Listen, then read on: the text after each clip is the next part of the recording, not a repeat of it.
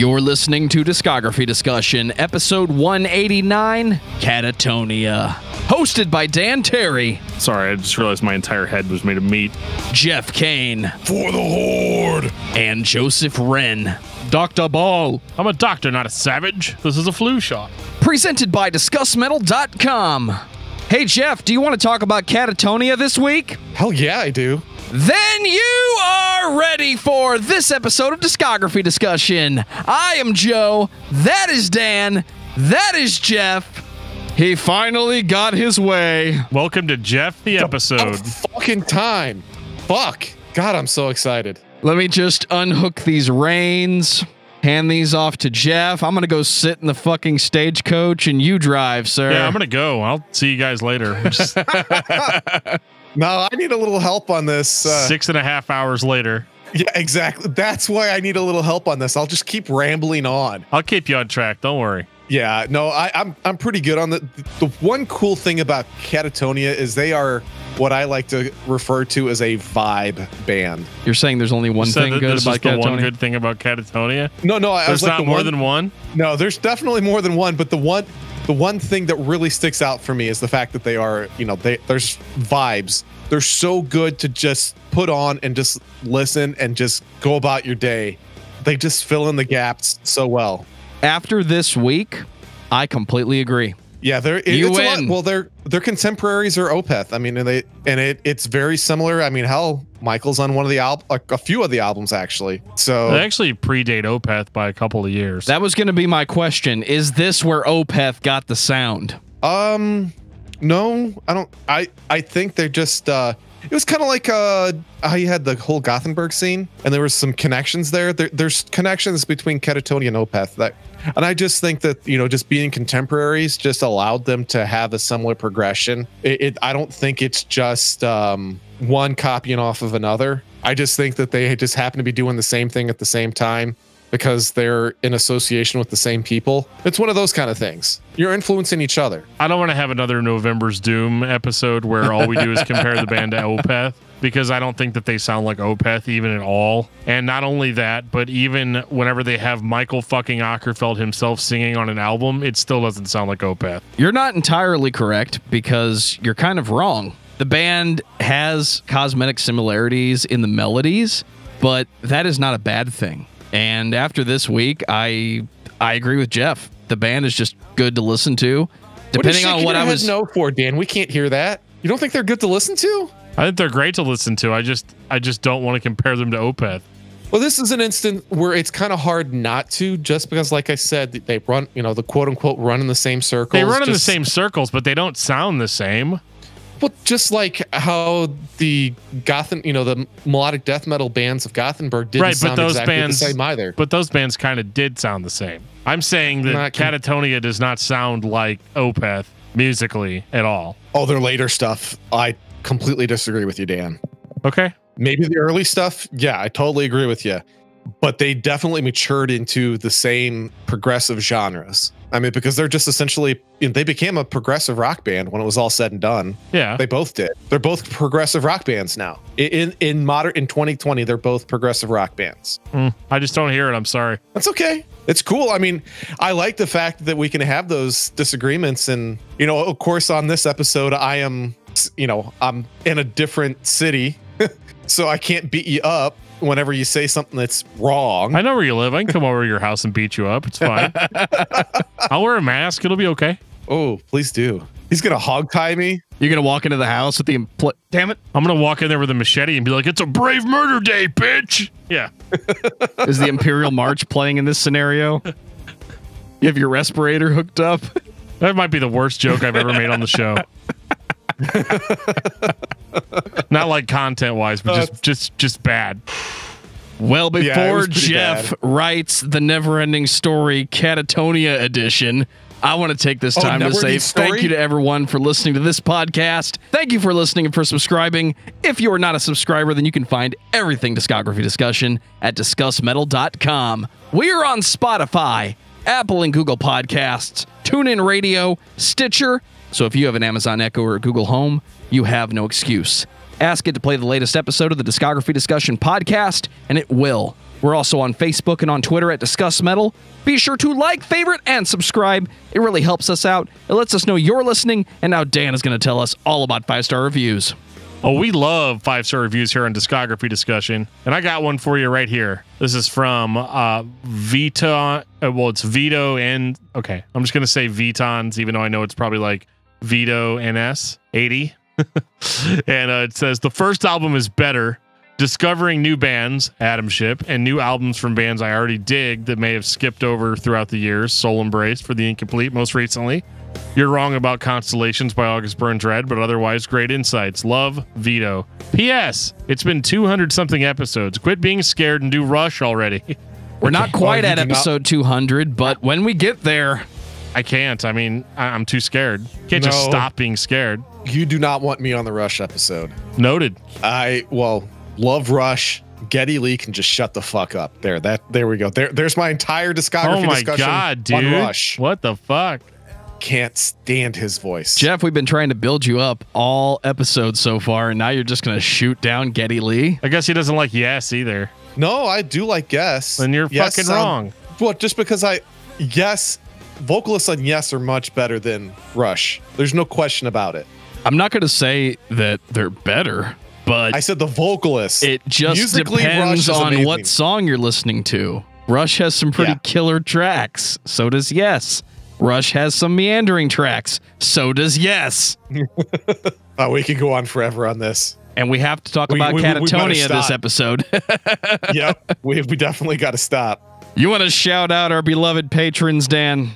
Yeah, I'll do it. Why not? Because we love you guys. We want to shout you guys out for contributing to the podcast financially and helping us pay our podcast bills and get awesome microphones and all that good stuff. So I want to thank, in this order, not really, there's no order, Brandon Miranda, Ken Zapla, Tantalized Funyuns, Jeremy Prince, Isaiah Eldridge, Josh Moser, David Brown, Samuel Woodward, Brian Dean, Kiki Kuti, Do You Love Me? I Do Love You. Lance Alligood, the King of Metal. Alex Sander, Patrick Asplund, and Jeffrey De Los Santos. The actual Mac. Thank you guys so much. We really appreciate everything that you do for us, and we'll try to do more for you as time goes on. Do we have anything else that's going to prevent Geoff from talking about Katatonia on this episode? I mean, I was going to read 15 pages of story. You said never-ending story? I say we do a Lamal episode. We'll talk later. What's happened to this podcast? All right, here we go. It's finally happening. So, Geoff, tell me about Katatonia. 4 hours later. Yeah. You might have to have Dan do it just so I shut the fuck up.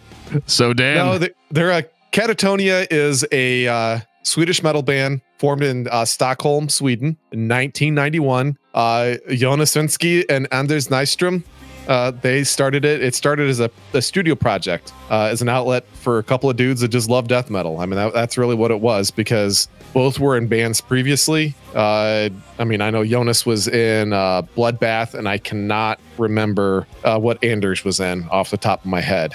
I can't remember what else he was in. Anyway, doesn't matter. Started out as a studio project, started out with just some crazy fucked up death metal vocals, turned into one of the smoothest prog metal outfits out there. I mean, they really have gone through quite a transformation throughout their years. And it's a journey that I really, really enjoyed, because this is, if you haven't figured out, one of my all-time favorite bands. I've talked about them a million times on this podcast and how much I love them. So super stoked that we're finally getting the opportunity to, in my opinion, talk about metal royalty, because these guys mean a ton to me. Yeah, dude, this band definitely went on a journey, and it's one of those things where people still complain about Katatonia being like, oh, they don't really play death metal anymore. There's no more scream vocals or whatever. I mean, that was for 2 of 11 albums. Like, get the fuck over it. Like, the band just went smooth. And they've been like this longer than they haven't been like this. So yeah, it's a really interesting journey to take, which we're going to take right now. 1993, Dance of December Souls. Eerie. Wow. Painful. Dark. Hard to listen to, but like not in a bad way. Makes you feel dirty while you listen to it. Well, it's got a lot of doom going on, man. So yeah, it's definitely an acquired taste for a lot of people.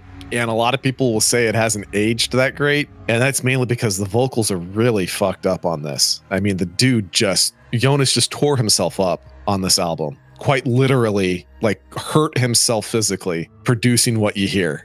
What you have with Dance of December Souls is a death doom metal album. Basically incorporates a lot of clean vocals with a lot of, like, as Geoff described, just disgustingly rough, blackened death metal type vocals over this, like, slow grind. And but what I like about this record, even on this one, it is very, very atmospheric and eerie sounding and almost a little bit psychedelic in places. It has a very unique atmosphere about it that makes it wholly unique on its own. And it's true that they never really released anything. I mean, because even their next record doesn't really sound like this one. This was a very interesting debut for the band, because I hear the death doom, but My Dying Bride, this is not. This is much more, I don't know how to explain it. It's just a lot of the death doom from the early 90s that I heard just kind of followed this trope of just playing like super, super heavy riffs, super slow, and maybe throwing a fucking violin in there for good measure. But with Katatonia, this record is loved so much by fans because this is a death doom album where all the songs sound different from one another, and they all kind of have their own kind of unique attributes to them. And so it's definitely an album that, like, you can't overlook. It is wholly unique in that they've never done anything else like this for the rest of their career. Yeah, that's very true. And one of the things that Katatonia really strives for is to encapsulate each individual song. They really want, like, each song to tell a story. And that's one thing that I think they do fantastically well, is that you feel like on most of their songs, there's like a beginning and an end. Sometimes the metal just depends on how long they meander earlier in their career. But it's about as, I don't know, it's probably some of the most brutal vocals I've ever heard, because the guy literally he was literally beating the shit out of his voice while he was doing it. I mean, it's really fucking brutal listening to this guy. There's certain parts of this album where you just kind of wince because you're like, fuck, that had to hurt. And the proper technique is a thing. Yeah. Yeah. I was like, nope. Yep. That definitely fucking hurt, because he was feeling it in the very wrong ways. But it is just so, even when it's like slow and dirgy, it's still driven. You feel like there's something behind it, that keeps the momentum going. Because a lot of times when you get to this type of music, you're like, okay, it is minute number 9 and we're still going. Like, what the fuck's happening here? And I really don't get that vibe with Katatonia. And I think that was part of my initial, draw to these guys, is that they were able to make it work. And I think a lot of it's because they were coming from a different background of different types of music, and like, you know what? We have a passion for this. Let's try it and see what we get. And it's worked great. You said this was a studio project first? Yeah. What else were they doing? Yeah, it was just 2 guys. Yeah, it started out with just 2 guys. Well, Jonas, like, I still can't remember what the fuck Anders was doing before this, but it was Bloodbath was like a straight up death metal band. I thought Bloodbath came later. Did it? Yeah. Yeah, it did. What the fuck was he doing before then? He wasn't Bloodbath. Then what the hell was he doing? I can't even remember. Yeah, because I mean, Bloodbath was like a super group of Swedish death metal musicians from like 1998. It's a mystery even to us. I'm not sure, but I mean, this was obviously the first thing that they had done that was notable, that anybody had ever heard. And so the band, kind of took on a life of their own, especially when you release a record like this. People are going to want to see it. And but I mean, unfortunately, with him blowing his voice out like he did, there's really that leaves kind of this weird void for what they're going to do next. And I believe they actually even broke up for a period of time right after releasing this album. Okay, so yeah, Joe, I don't know if this, you'll have to do a little bit of working, but Jonas and Anders actually, it was just a 2-piece project that started in 91. The duo had actually been working together since 1987, but didn't become serious until 1991. Like any good romantic relationship. Yeah, so in other words, the shit they were doing beforehand, they were just doing together, just dicking around in the studio. Found something they liked and just started going with it. Talk about him losing his voice. Yeah, dude just quite literally blew his voice out. Like serious injury and could not sing, could not scream, couldn't do anything. So for their second album, they actually had to do a recruitment and bring in another vocalist who becomes super famous later on because he happens to be in another band that we've talked about recently, and that's Opeth. And Michael Ackerfeld is the lead singer for their second album. 1996, Brave Murder Day. This record absolutely fucking blew me away the first time I heard it. The death doom is pretty much gone here. Like, don't get me wrong, they've still got Michael Ackerfeld screaming over it, but this is not slow, meandering death doom metal at all. This is much closer to what Katatonia would start playing later on in their career. They just have a dude screaming over it. That's kind of most of the difference. This is very melodic and it's very melodic, but it's also very Katatonia heavy, which as we kind of go into this, you'll kind of understand what I mean. It's not that they're super brutal. It's actually quite melodic and kind of nice to listen to. Almost like chill. Like they don't play anything like breakneck speed. They don't do any of the stuff that you would expect like a death metal band to do. These are kind of like almost have kind of like a rock tempo to them. But they still have the screaming vocals in there because that's what you did when you were a Swedish metal band in 1996. That's just that was part of the Swedish sound, was we're going to make melodic, beautiful music, but we're going to have a super harsh singer over it and create this kind of contrast. And it works really, really well here. And it does. Like musically, this is just super melodic and just really great. And actually, Jonas sings on at least one track on this one. Yeah, track 3, I think it is. Yeah, and he sounds kind of rough, I'm not going to lie, because he was just still kind of recovering from blowing his voice out. Yeah, I mean, and he does do the backing vocals on this, but they're not the hottest things in the world. The one thing about Katatonia that I find that I like, why I like them so much, and it starts really with this album, is the fact that they can be slow and still be just nice and heavy at the same time. And that's why I like them so much. Is not everything has to be a breakneck speed. It's okay to have a time where you slow it down a little bit, and instead of looking at these guys like this like crazy fast loud muscle car, these guys are like a huge like dump truck of doom. I don't know. Dump truck of doom. That is not how I would respect. That's not how I would disagree, sir.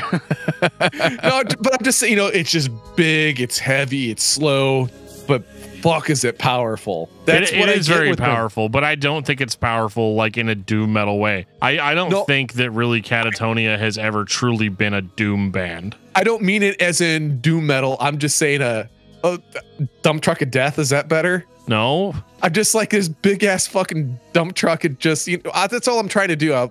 It's just that instead of like that super fast muscle car, they're just this huge big ass truck of unstoppable force. That's what I like about them. Is that it's just that it's never ending. It is never ending. That's for certain.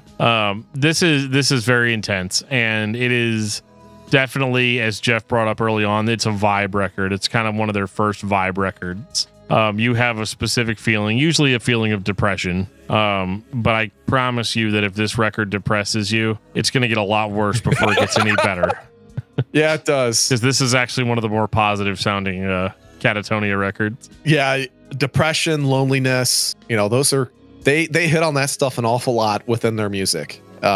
But it's not all true. I mean, there's plenty of fiction that they're using because he doesn't want to get too personal, because he's afraid of burnout. He doesn't want to constantly using his own personal life to put the information out there, because essentially you bury yourself raw that long for as many albums as they put out, you're gonna burn out. So you kind of have to protect yourself to a certain extent, and he does. And he's had that some songs are personal, some songs are just shit made up. Yeah. Sometimes it's stuff they see in the news, and they talk about what it is that they saw.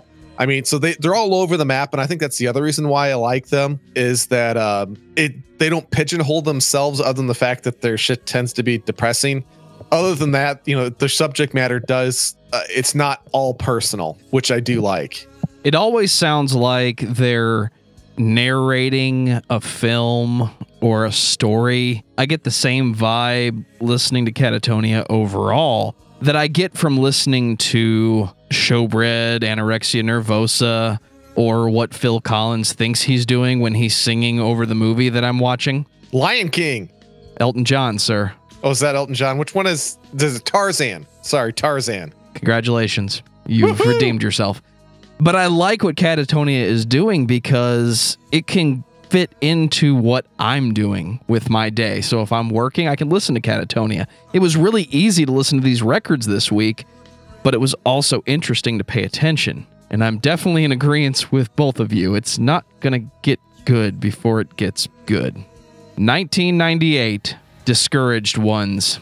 Oh, real quick. 12. The song 12. It's a must listen. That's all I got to say. It's really fucking long. It's like 8 minutes, but it's worth the 8 minutes. Sorry. Okay. Discouraged One is a huge departure. Even from the Brave Murder Day sound. First of all the screaming vocals are gone, and if you have a problem with that, you're gonna have a bad time going forward. They're done. They're done with the harsh vocals. And normally this is where I'd say, oh, but the music hasn't changed all that much.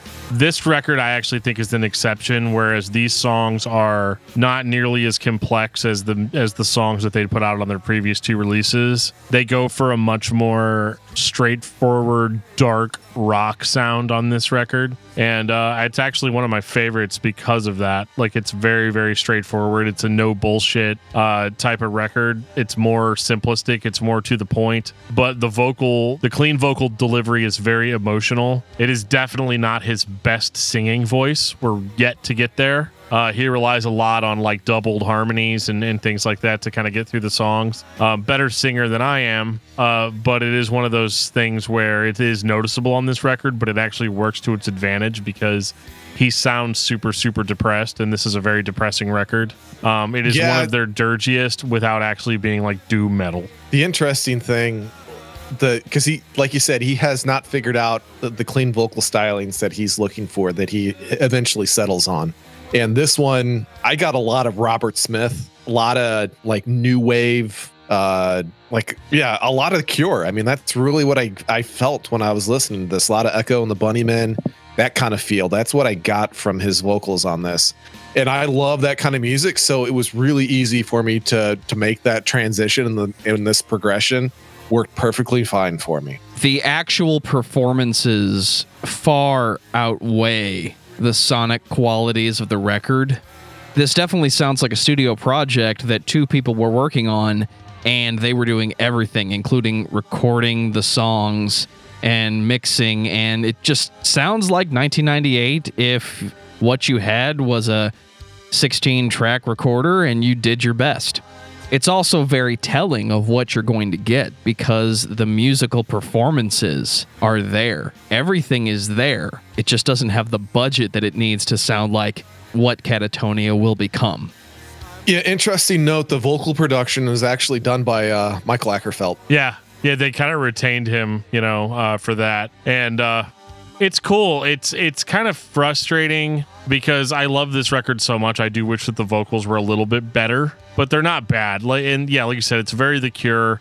It's exactly what a lot of the quote unquote gothic metal bands were doing at the time. So I mean, it kind of matches up to that, but like I would be hard pressed to even call this metal. Like if you listen to the drums on this record, it's very, very, very just straightforward rock drums. Yeah, it's almost like it was purposely simplistic. Yeah, it almost sounds programmed. Like, there's not a whole lot going on here, but what can you really do over songs like this that are kind of this more riff oriented songs? But there's really not a lot of riff changes. Like you've heard the first 30 seconds of a song, you've heard the rest of it. Yeah, it's rather melancholy. I felt that on a lot of this album. But I like it because it's probably the most uniquely different Katatonia album out of the whole catalog. Yeah, because if they had just stuck to this wallowing in your own shit stuff the rest of the time, I'd have been done 5 albums in. Yeah, luckily they don't do that. They did not. Yeah, 1999.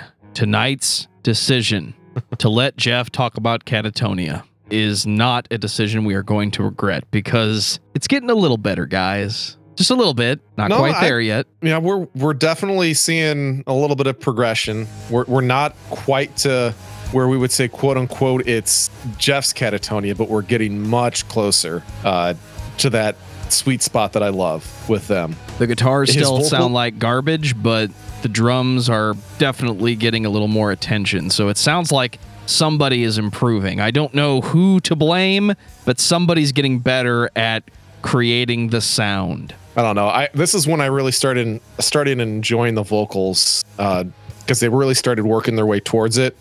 And it's mainly because you're starting to get layered Jonases. You know, what's funny is that I bitched on Blind Guardian. I didn't like that chorus of the same vocals. But for whatever reason, layered vocals for Jonas is magic for me. And it really starts on this album. This is when you really start to vocally and sonically start to get more of a feel of what they are. Can we really say it's a studio project and not two guys that have access to a studio? Because it sounds like we're getting these records as quickly as they're putting them together. So 1993, 1996, that gap makes sense. Dude blew his voice out. 96, 98, 99, you know, we're going to get very quick releases and they're full records and they all sound distinctly better. So to me, it sounds like we're just spending time in the studio writing. We're not getting their garbage. It's not like we're getting everything that they write and it sounds bad, but these are the B-sides and it's a year later. The band is actually putting together these records. Yeah, it's really interesting to how much they have gone through, how quickly they're able to put stuff out. I don't know if they just weren't touring at this point in time and they were just studio rats and were just full of good ideas. I know the further they got into their career, they started getting a lot of writer's block, and Jonas would just write down like random ideas that he thought would make good song premises and just bounce it off of Anders, because the two of them worked. You know, Anders generally writes the music and Jonas does the lyrics, and it was just for a while there they were just mowing through everything, and it's like they just had a ton of ideas and just, you know, change, and it was nonstop. But this is when they really started to, I would say, hit their groove. This is when you're starting to see the real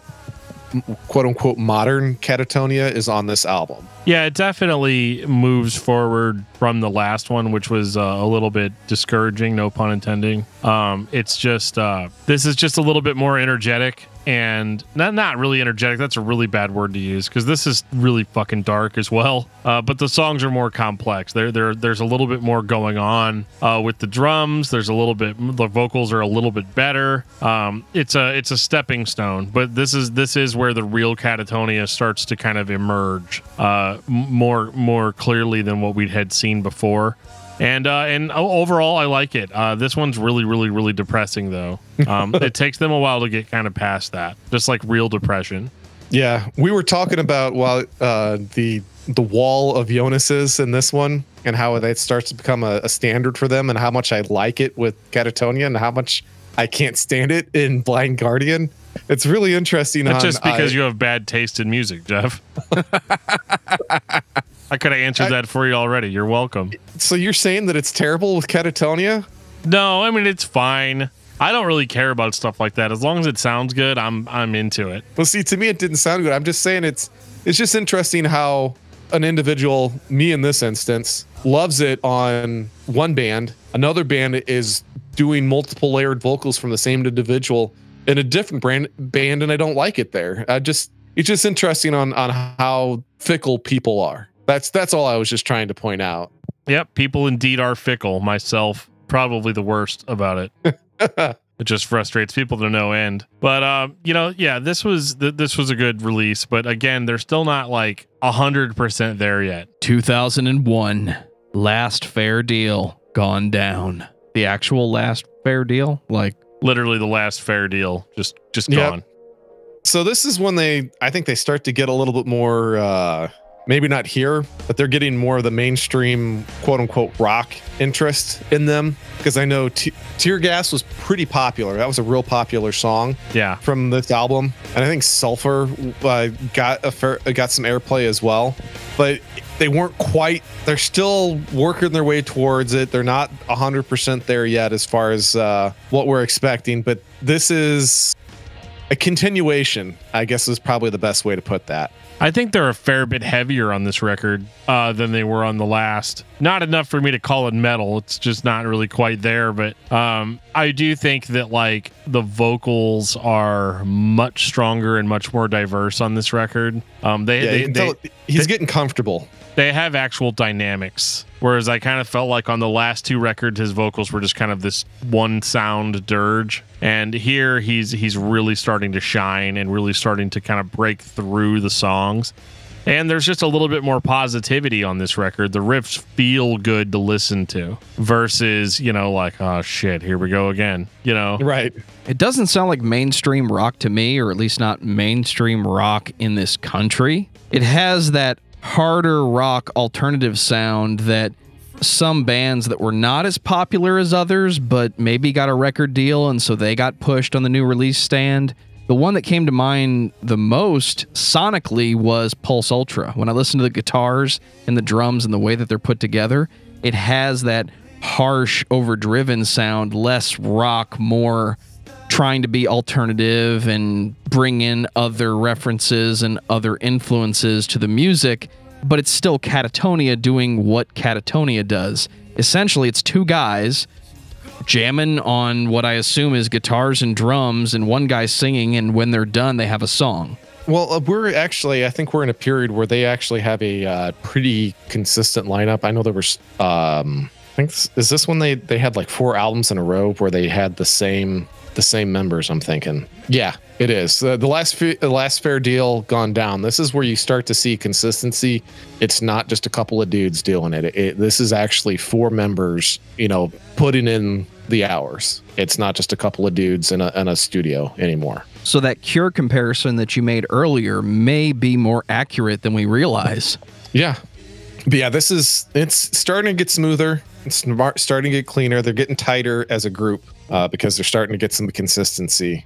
It's a good album, but it's more of a progression / transitional into the next album, which in my opinion starts their greatness, and that's Viva Emptiness. 2003. This is where the shit actually really starts getting good. Yeah, this is the first album where it is modern day Katatonia. Starts on Viva Emptiness. This is the first time it actually sounds like a full band. Well, this is the second album that the quartet has put together. So yeah, they're pretty tight at this point in time. It's really the first time that because there were so many turnovers outside of Johan and Anders on the previous albums. This is the first time where you're bringing in the same dudes that were on the previous album. So yeah, there is definitely a tightness. They've hit their groove, so to speak. The one thing that there's a lot of great songs on here, but the one that really just is fucking perfect for me is Omerta. And I don't know do you guys know the meaning behind Omerta? Because that's actually it's a thing about brotherhood and not selling your dudes out.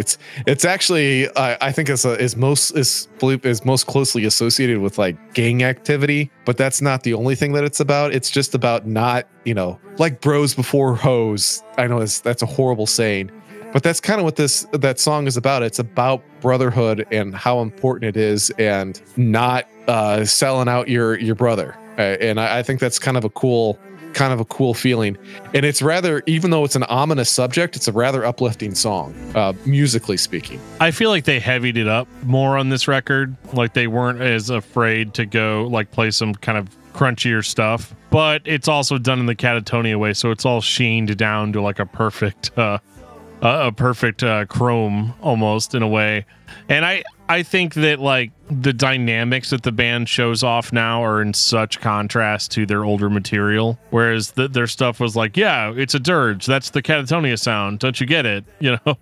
And but now they are going, they're delivering a huge range of sounds on each record, and dude's vocals have come like a million miles. Yeah, they're from so where they used to be. Yeah, that the one thing that they do, they provide. This is the album that really starts providing the atmosphere. So yes, this is the band that really started, quote unquote, Geoff's atmosphere. It started on Viva Emptiness. No shit. I mean, this is the album that really started that for me. Do I get to say it then? Yeah, absolutely, dude. You are now entering Jeffrey's atmosphere. The layering, the wall of sound, it's everything is filled. There's no like real gaps, and I think that's why I love it so much. It's just so smooth, and like when I talk about vibes, I mean, God, this album it's the perfect one for that.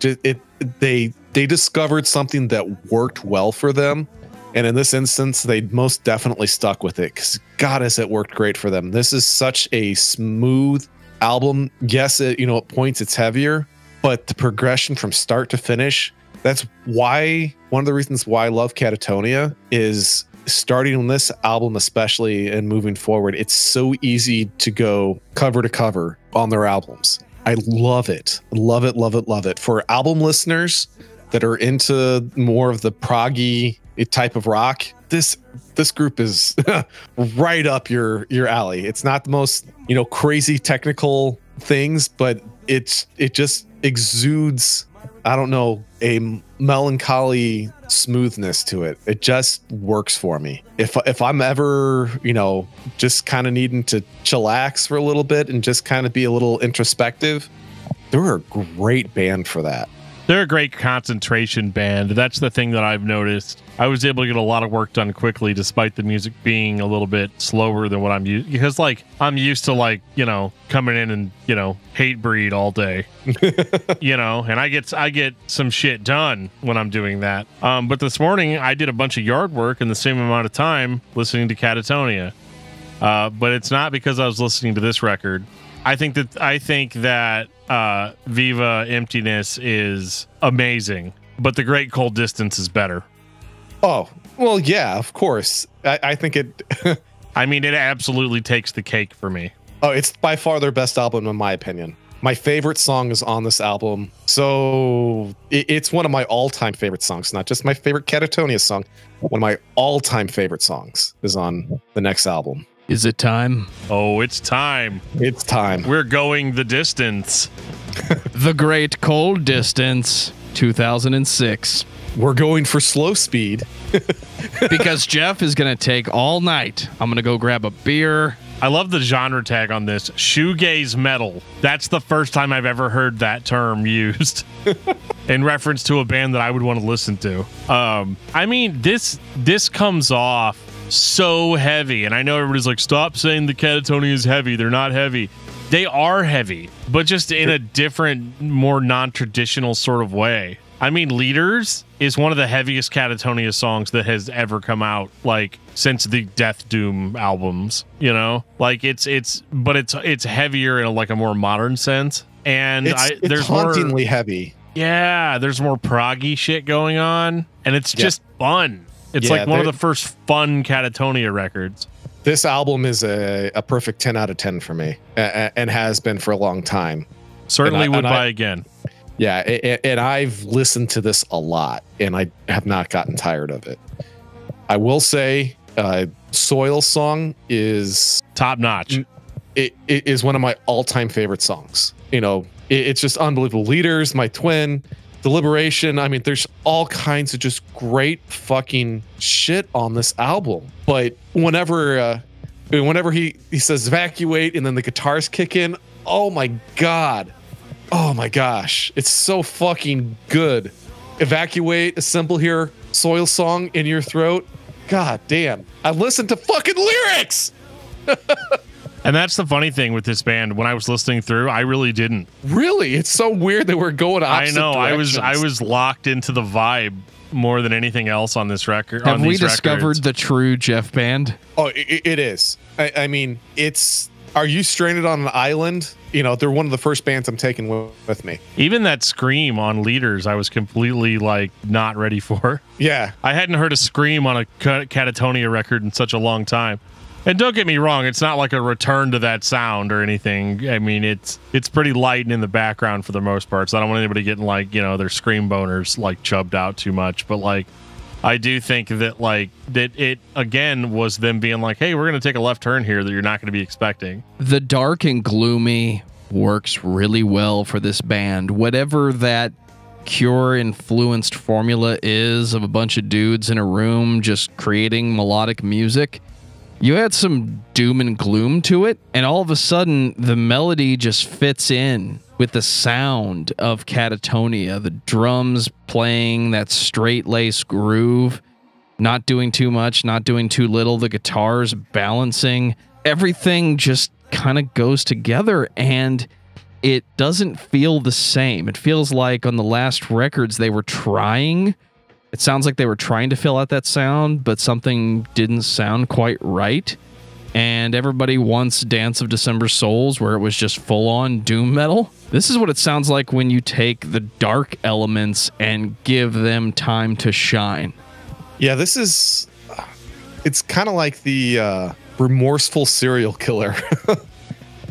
That's kind of how I feel on this album. And I don't know what it is, man. Something, it's so magnetic. It just draws you in. And it's just... for me, this album is such a special experience. It hits you in a way that it's sometimes hard to describe because there's not much out there that sounds like this that we listen to regularly. And I think that's part of what makes it so special to me is that they're able to be hauntingly beautiful and dark and mysterious and depressing and heavy and dangerous all at the same time. I mean, that's a lot of emotions, you know, and a lot of feelings going on at the same time, and being able to pull that off is pretty magical. It's really, really haunting in a way that I was not expecting them to be, because I go into a band like this and albums like this and I think, God, this is just going to be some tropey, wallowing in your own shit bullshit. That's what I think. And sometimes I'm into that. Like, that's what I want. So like, I'll keep listening.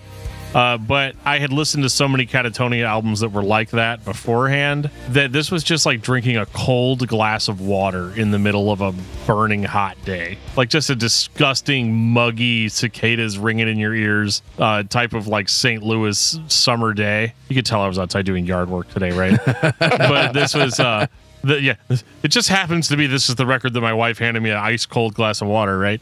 But it really does feel that way. It is very refreshing, and I love it. I hate to say it because like I love being that guy that's like the first album's the best, and they never achieved the great heaviness that they had, you know, before. Yeah, like I mean that review that I read, it's very spot on usually to what my approach is. But like this band only gets better. And this was the record that convinced me what Geoff was trying to say all along. The band just has a formula that works. It's definitely not unique to them, but it uniquely sounds like Katatonia. And you can just go about your day and it all fits. It eventually sounds like it's narrating your day, even when it's dark and dreary and the day's not that bad. But man, this background music is awesome. Yeah, absolutely. Like this was just awesome. It also helped that when I was listening to it and listening to a lot of the records for the last time, I had to listen to these records about 3 or 4 times because one thing about Katatonia that we haven't mentioned is this is a pay attention to it band. Absolutely. Like it's great background music, don't get me wrong. It gives you a great vibe. It does all that or whatever, right? But the key to Katatonia is actually paying attention. Yeah, because I guarantee on that third time that you listen to it, you caught stuff that you're like, I didn't hear that before. Well, in the newer albums, more specifically, and this is jumping ahead a little bit, but not too much, so I'm not going to like spoil our format here, but like the last album that they release is one that you have to listen to several times before you can even understand whether you like it or not. But this one is definitely the step in the right direction, and I think I really enjoyed Katatonia from this point on more so than I enjoyed Katatonia prior to this. Not that I didn't enjoy it, it's like a spectrum, right? Like, obviously they're all still in the green category for me, but you know, this is where it starts getting like really, really cool. Yeah, for me, I was an album before. Viva Emptiness is where it started for me. But yeah, I completely understand what you're saying.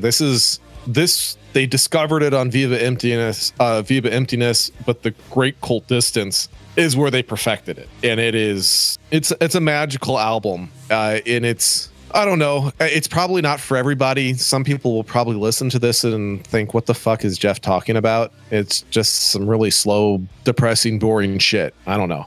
But there's just so much nuance in their music. And like Dan said, you know, there's, yes, I do like the vibe, and because I've listened to it so much, I don't always have to be a critical listener when I'm listening to their music, but there's so much there for the critical listener that just kind of sneaks its way in, that you wouldn't think that something that's this slow and seemingly simplistic would have for you. But there's a lot layered into that, so it's deceptive on how it kind of pulls you in.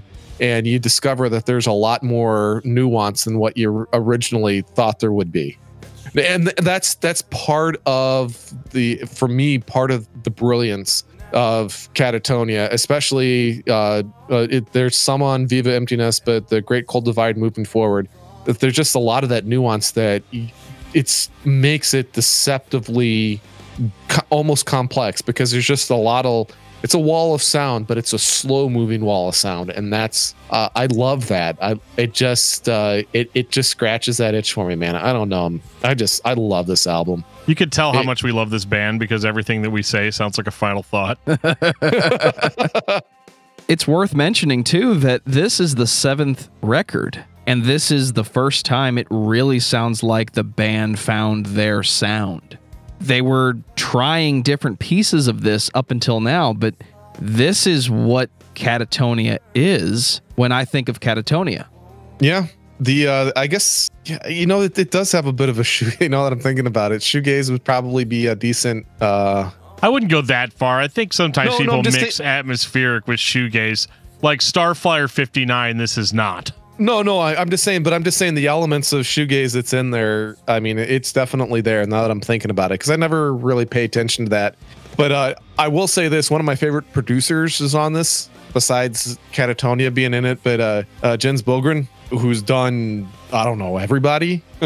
And this recorded everybody. Don't say has done everybody. Come on. Recorded everybody.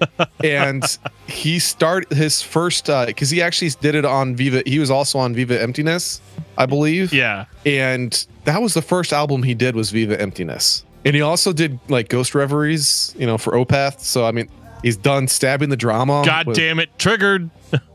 Yeah, Stabbing the Drama with Soilwork, fucking great shit. Oh yeah, dude. Yeah, Paradise Lost with Symphony X, Watershed with Opeth. I mean, the dude's done Paradise Lost. Man, you know, what are we going to talk about? Soilwork. Oh wait, we did Swallow the Sun. I mean, the dude is just. I could go on and on. The dude's fucking great. Anyway, but he had, you know, him and the band must have had some sort of vision.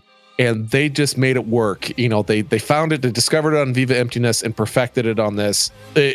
Love it. 10 out of 10. I'd buy it over and over and over and over and over again. I think up next we have probably the most Katatonia name of an album ever. Night is the New Day. 2009. Night cannot be day, sir. So great album, but it's the same problem that you're always going to have when you come after something as seminal as the Great Cold Divide. It's just not going to match up. This just didn't do it for me as much. It's not that it's a bad album. It's a great album. It's just that Great Cold Distance was their greatest album.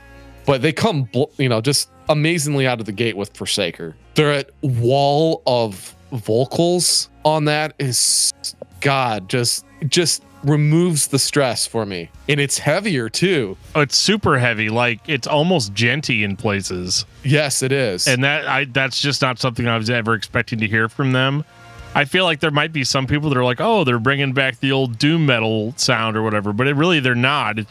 They're adding more and more to the atmosphere by adding gravity to each situation. And by gravity, I mean gravity blasts. Slow ones, but they're there. They're there. Right. You know what made me think as like bands like Sleep Token, I think they got their feel from this song. I really do. Yeah, totally. Just that whole like slow moving forward. If you want to describe it as a moving vehicle, I would say this sounds more like a slow moving tank. And every couple of seconds, it rolls over a landmine, and you get those explosions, the dong, dong, dong. And then it's quiet for a while, but then before you know it, you're back hitting those landmines with your tank. I think that's... But it keeps moving forward no matter what. Absolutely. That's what's so cool about it. So this is more of an ATST situation? I mean, I guess I could see an ATST, especially considering the speed. No. You said ATST. I'm thinking AT-AT. Yeah, I was going to say it's an at. Yeah, you're right. Yeah, the ATST wouldn't be moving fast enough. Or, no, I'm sorry. The ATST You're right. The ATST would not be moving slow enough. Yeah, it'd be a little bit faster. Yeah. Yeah, you have to have something gigantic like that. Like, you have to have your all-terrain... Wait, hold on. What is all-terrain assault transport? Is the AT-AT? Well done, sir. Thank you. John Drake approves. Hey, good. He should listen to more Katatonia. But yes. I do think that like this is absolutely not as I don't know. I don't think it's as good as the last album, but I think it's still really fucking good. Yes. And this one did really, really well with the critics as well. You know, this was kind of a critical darling. And I think this is kind of the part of their career where people really started to hardcore paying attention to Katatonia. Not just not just in Sweden, but worldwide. Yeah, they it's so good. I mean, like I said, I love Forsaker, The Longest Year, Liberation. I mean, there's so many good songs on this too.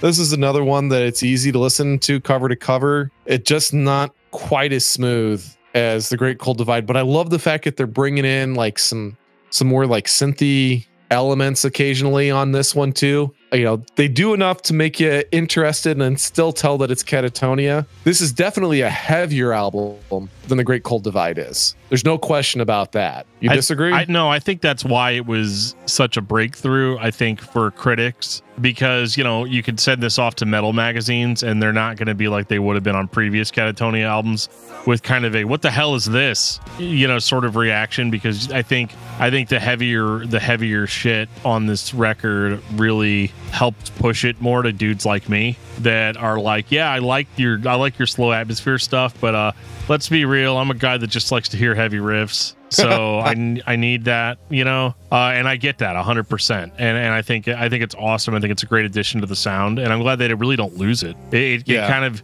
it's so weird seeing a band like this where heavy riffs was the initial basis of their sound, and then over the course of several albums they weave it out of their sound, and then here we are later on where they're starting to weave it back in.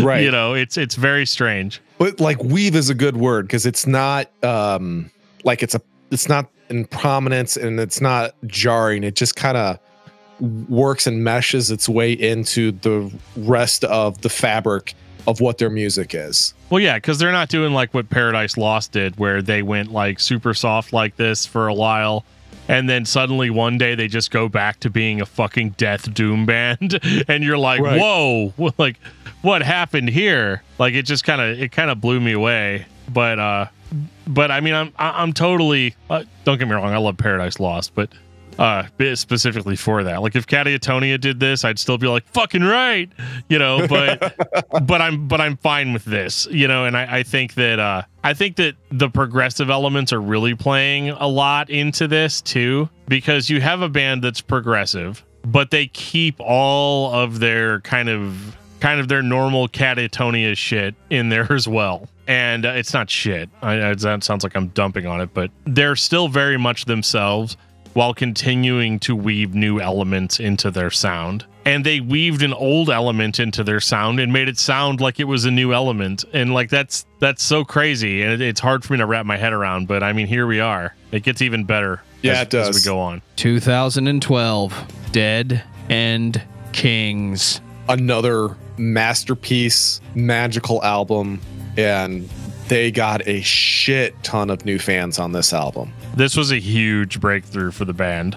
Big time. I remember Buddy telling me about this awesome band called Katatonia, and I was like, oh, I know Katatonia, you know. But I think at that time, the only album I'd ever heard by them was Brave Murder Day. So when I listened to this, I was kind of like, oh, okay, sure.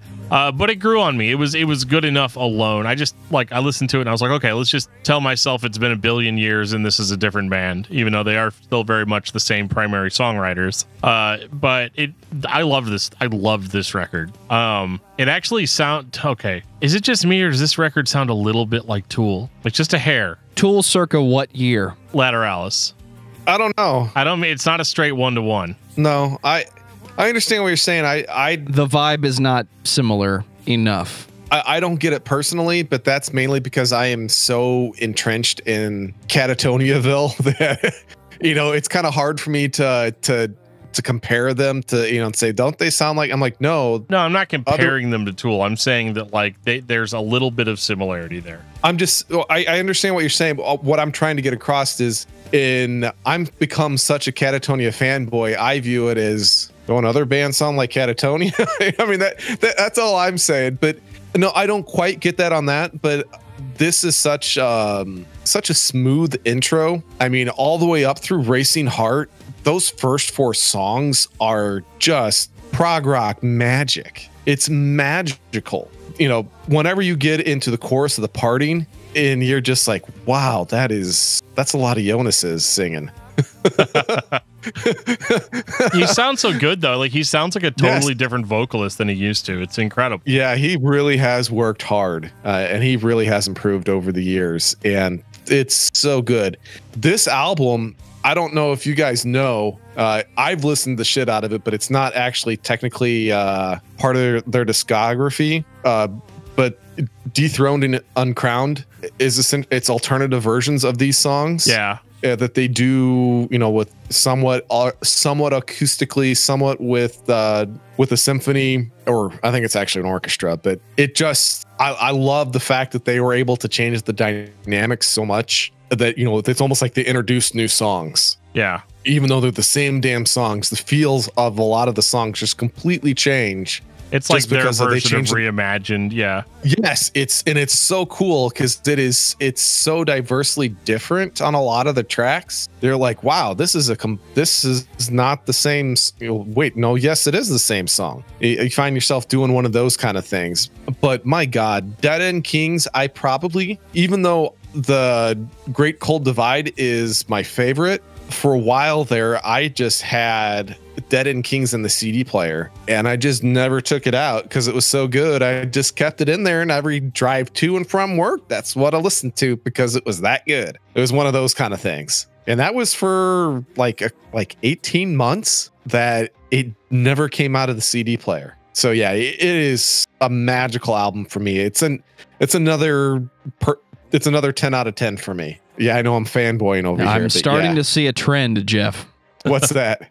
That I like Katatonia? Oh, holy shit, there's a revelation. So tell me more about this Katatoniaville. Is that like Pleasantville, except everybody goes to work at night and they listen to Katatonia on the drive to work and everyone is somber all the time? Yeah, because it's like Pleasantville. What's going on here? Yes, because everything in Katatoniaville is also black and white. Well done, sir. Oh man, because everything is muted colors. Yeah, it is another one of those hauntingly beautiful albums. I can't say enough, man. Like the party and the one you're looking for is not here. Hypnon, the Racing Heart especially. God, the Racing Heart's so fucking good. It's all good, but those first 4 songs on this album are just magically special to me, and I could listen to them all day long. If you have never, all I'm going to say, if you have never heard Katatonia, but you're not big into metal, just listen to the Racing Heart. It's so beautiful. It's so amazing, and it's not metal, but it's unbelievably well-written song. Let's move on, shall we? Well, the hearts are about to fall, even though there's a bird on the cover. 2016, The Fall of Hearts. And it sounds so nice when it starts. It really does. It's got the most evil title in the world, but then it starts so pleasant. I'm starting to get that Katatonia-ville vibe thing again, where they're trying to fuck with me now. Yeah, Takeover is a very pretty song, and there's no question about it. But you can say that about a lot of their stuff. Serene is another one that's actually, that one got a lot of airplay, but they're all beautiful, and that's what makes it great for me. I don't know. I can't complain. I feel lucky that I'm part of the masses that actually knows who Katatonia is and has gotten to enjoy them over the decades. It's so cool. They're such a great band. Well, you don't have to complain. That's what you have me for. I like this record. I think it's awesome. I think it's another 10 out of 10 release. Yada, yada, yada, yada. It's too fucking long. I mean, cut 3 songs off of this, man. It coming in at almost 70 minutes. I like the material on the record, but it does become a snooze fest for me once I hit like track 9. I can understand that. I don't think there's anything wrong with it. It's just too much. And I know I complain about that a lot with some of these bands. I think it's awesome. I think they did a great job, and I think it's a masterpiece and all that good shit. But it's not something that I really have time to sit down and listen to for 67 minutes. Well, one of the things that's like almost the whole Code Orange discography. One of the things that I will say, and I do it a lot actually, I go to sleep with Katatonia. I mean, if I'm having... You heard it here, folks. Yeah, if I'm having, like a stressful, anxiety-filled day and I need to get to sleep and I need to relax, I'm okay falling asleep to Katatonia. I don't view that as a negative connotation to their music because I think that's partly what they're looking for is, to kind of edge on that dream state. That's what their music kind of puts you into. It kind of takes you out of your physical being. And so, yeah, drifting off is perfectly acceptable to me while listening to Katatonia. I've done it hundreds upon hundreds of times over the years. And I'd say that that's actually in one of the few instances where I'll say that it's a compliment that it makes you want to go to sleep. But you're right. It's 112 minutes. That's probably about 20 minutes too long. I'd like most of my albums to be about 45 to 55 minutes at the longest is 55. So I totally get it. There's a lot going on here for a long time. This is honestly the first time it sounded like more songs by Katatonia. I get it. They have a vibe. They have a feeling. They have a compositional style. But there's that moment in the discography where it just sounds like they're playing songs for the sake of playing songs. And maybe that's unfair. But this record just sounds like more songs to me. They're very good songs. I like the record. Yes, it goes on a little long. But I didn't feel the same impact that I got from the Dead End Kings or Night is the New Day, or even going back to Last Fair Deal Going Down. So maybe Katatonia's hit their mark and they're just sticking with it. I think that's accurate. I mean, there's a little bit of change coming this year for 2020. Jeff wants to talk about the city burials. But I mean, overall, yeah. Yeah. I mean, I think that Joe's right. That's something I don't ever say. But say it louder. No, that's all right. I'm gonna. Hey guys, I think Joe might be right about something. But I do think that, like, yeah, they've hit their mark. I feel like they have hit the goalpost that they were trying to hit. Yeah, if I will say this, and I will be in agreement, this is probably the weakest release we've heard in several releases, personally. And I felt that way whenever the album first came out. I think, what was it, 2016 that came out, I think. I have to admit, I ended up going back and listening to Dead End Kings. I really did. Because I was like, this is not exactly what I was looking for. But that's also because that's, one of the songs on Dead End Kings. But besides the point, yeah, it's good, but it just happens to be surrounded by much greater titles. That's all. Yeah, I mean, it's fine. I just think it's a little bit too long and kind of overstays its welcome. That's really the only complaint I have with it. I actually probably had more complaints than you did. It just didn't. I felt a little too safe for me. It just didn't hit me the way that the previous four releases did. It's not that it was a bad release. It just wasn't as good as those. But I think they hit their stride the album after again. 2020. City Burials. All right, go ahead. So with this record, we get a little bit more focused Katatonia again. This is still progressive rock, but it's not like an 80-minute holy shit fest. Like, I mean, it is, again, it's still very much Katatonia, but they've kind of stripped their sound down a little bit more. They throw in a little bit more metal riffs here and there. And it's not even that I think that they're like treading water, because I think that the material is very good. And this is a record I had to really pay attention to, because the first time I heard it, I did not like it. The vocal melodies just didn't do it for me. I had to listen 3 or 4 times before I really kind of started to get it, which I will count as a negative point, because I just don't feel like I should have to do that much work to just enjoy something. But once I did get it, I found a lot to like, especially in the vocal melodies. The music is on par, if not better, than the last record. And the songwriting seems to be much more honed in than it was before. Yeah, I was gonna say, I actually thought that he stretched his vocal capabilities and pushed, because he really has like a pocket, like just like one octave the dude tends to just stay in when he's in his chest voice. And I felt like he really pushed to get additional sound out of his voice, in his chest voice. And you can actually tell where he starts to strain and he's at the top of his range, and he was pushing himself, is what I felt like. And the guitars are definitely, I think, considerably more complex on this album than they have been. I mean, they set the tone on Hard Set to Divide coming right out of the box that way. Lacquer, I think, is probably the most popular song so far on here, and it's good, but I really like Hard Set to Divide personally. And Lacquer has got more of a electronic kind of vibe going on. I know. I was like, oh, are they going to do like what Anathema did? Like start going electronic? Yeah, so I kind of dug the fact, that they're still, solidly Katatonia, but they're bringing in certain elements to, as Dan said earlier, to weave in.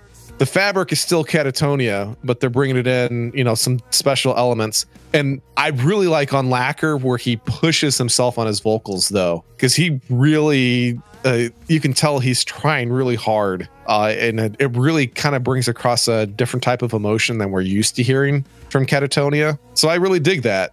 In his voice, now that he's not doing we're so far removed from what he did, 20 plus years later, he's now just so silky smooth. And he's just, and I've heard him live. He's that silky smooth live. It's pretty fucking cool, actually. Add that to the list of Opeth comparisons. I think this is better than the previous record. I think this is on par with the best Katatonia record, but I'm worried that it's just the newest album by the band, and I'm suffering from lack of exposure to it, but it's still a good record. It still has that Katatonia feel, that dark sound. The melody is there. Everything about it is exactly what you're looking for when you're listening to Katatonia. And it pulls you in and it narrates everything going on around you. And that is a good thing, because you can get lost in this music again. And then they all died. Yep. Final thoughts on Katatonia. I think Katatonia is an extremely underrated band. There are so many bands that are cited as the best that everyone complains about because they stopped playing this kind of dark metal. They stopped playing death metal. They stopped playing doom. We mentioned it on the November's Doom episode. If you're not a fan of where Opeth went, why aren't you listening to November's Doom? If you're a fan of the melodic type of dark sounding music that Opeth created, you definitely should be listening to Katatonia, because it's better. You can listen to it and get something out of it, or you can let it play and it can take over the atmosphere around you. That is something very unique to the band. It's very special about that band, and it absolutely is what all of the progressive rock fans keep telling me about their favorite band. I've listened to Pink Floyd. I don't think Pink Floyd can just be there in the background, but Katatonia can. They can also be the most intense, melodic, dark-sounding band that you sit and listen to and actually take in and pay attention to what they're doing. I'm listening to Katatonia now. Thank you, Geoff. And you should be too. Dan, what about you? I think Katatonia is one of the best atmosphere bands out there. I think they have an overwhelming amount of material to the point where you may kind of struggle to figure out where to start. I definitely don't recommend starting at the beginning of the discography. Not because those albums are bad. It's just that, like, if you're looking for that vibe that we've been talking about, if you're chasing a vibe, I would definitely start with the later material first and work your way back. And you can kind of appreciate the steps that were taken. I mean, it might seem like a lot of the stuff that you like is being slowly stripped away, but I think that is a more enjoyable way to experience this band. Geoff, final thoughts on Katatonia. Well, this is the band that started Geoff's atmosphere, so that should start. that should tell you a lot right there in and itself. They are a very special band to me. They mean a lot. They got me through a lot.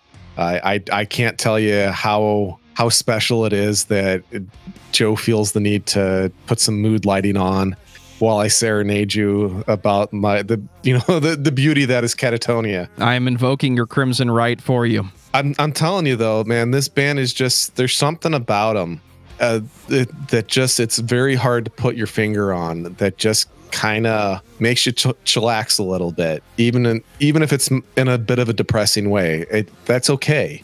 There's something incredibly special about them that just, most bands out there just strive for and they can't find. Katatonia found it. They have it still. They've kept it, and it's unbelievable. It's about as silky smooth and as good as it gets when it comes to. There's Katatonia for every atmosphere. That's what makes it great. No matter what's going on, Katatonia works for you. And they are one of my favorite bands. They will continue to be one of my favorite bands. And I hope after this episode that some of you guys can get out there and appreciate the slower, quote unquote, softer side of metal, because it's still dark. It's still haunting. They just do it in a different way than we traditionally expect. And that's one of the biggest reasons why I love them so much, is that they are able to continue to have the quote unquote street cred with the metal crowd while still making beautiful music. And that's an amazing tightrope to be able to walk, and not many bands could do it. And they're one of them. So yeah, I love these guys. And I strongly recommend you check it out. Start with the Great Cold Divide. You'll be sold. I'm telling you, they're just amazing. Dan, what's your album of the week? My album of the week is Where Lovers Mourn by Draconian.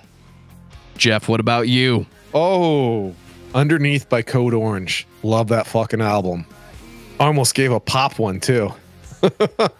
For me, it's We Are Chaos by Marilyn Manson. Congratulations, Joe. You picked the newest record.